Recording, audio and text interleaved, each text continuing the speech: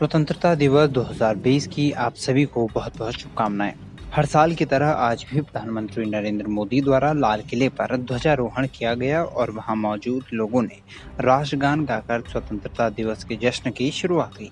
राष्ट्रगान जनगण मन को 1911 में देश के महान लेखक और कवि रविंद्रनाथ टैगोर ने लिखा था, लेकिन बावजूद इसके 15 अगस्त 1947 को जनगण मन, जो आज देश का राष्ट्रगान है, वो नहीं गाया गया था। इतना ही नहीं, 15 अगस्त 1947 को तत्कालीन प्रधानमंत्री लाल किले से ध्वज भी नहीं फहरा सके थे। इसके लिए उन्हें अगले दिन का इंतजार करना पड़ा था। इस वीडियो में हम आपको बताएंगे राष्ट्रगान का इतिहास और 15 अगस्त 1947 को देश के लिए जनगण मन के क्या मायने थे। बांग्ला की साधु भाषा में लिखे गए इस गीत में तत्सम शब्दों का खूब इस्तेमाल हुआ है।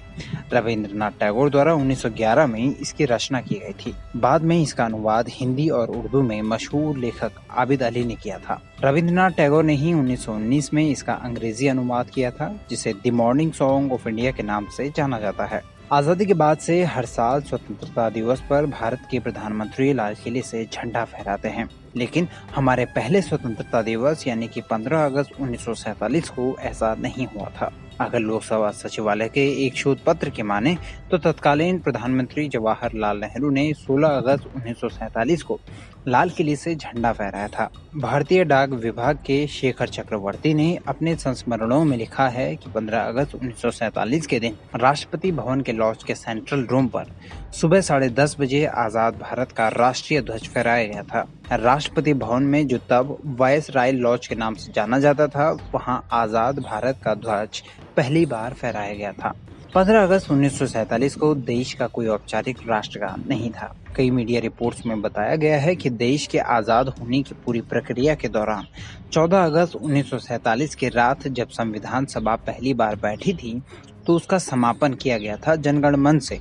संभवतः इसकी वजह ये थी कि 1947 में न्यूयॉर्क में जब संयुक्त राष्ट्र महासभा की बैठक हुई थी, तो भारतीय प्रतिनिधिमंडल से देश का राष्ट्रगान पूछा गया था, तो यूएनजी को जनगण मन की एक रिकॉर्डिंग दी गई थी। पंडित जवाहरलाल नेहरू की एक चिट्ठी में बताया गया है कि ऑर्केस्ट्रा पर जनगण मन जब गूंजा तो दुनिया भर के प्रतिनिधियों ने इसकी धुन को सराहा। औपचारिक रूप से तब तक जनगण मन राष्ट्रगान नहीं बना था। आजादी के समय भारत के समक्ष कई तरह की चुनौतियां थी, उनमें से एक राष्ट्रगान को लेकर भी एक सवाल था।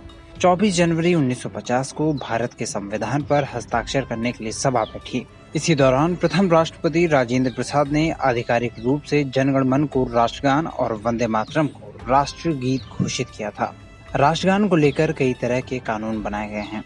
मुख्य रूप से ये है कि 49 से 52 सेकंड के बीच में ही राष्ट्रगान का समापन होना चाहिए। उम्मीद है स्वतंत्रता दिवस से जुड़ी यह अहम जानकारी आपको पसंद आई होगी। देश की स्वतंत्रता की कोटि कोटि शुभकामनाएं। देश बढ़ता रहे, समृद्धि हर घर को छूती रहे, यही हमारी कामना है। उम्मीद है आपको ये वीडियो पसंद आया होगा। कमेंट सेक्शन में हमें अपना फीडबैक जरूर भेजें और देश दुनिया की अन्य बड़ी खबरों के लिए सब्सक्राइब करें तरकश।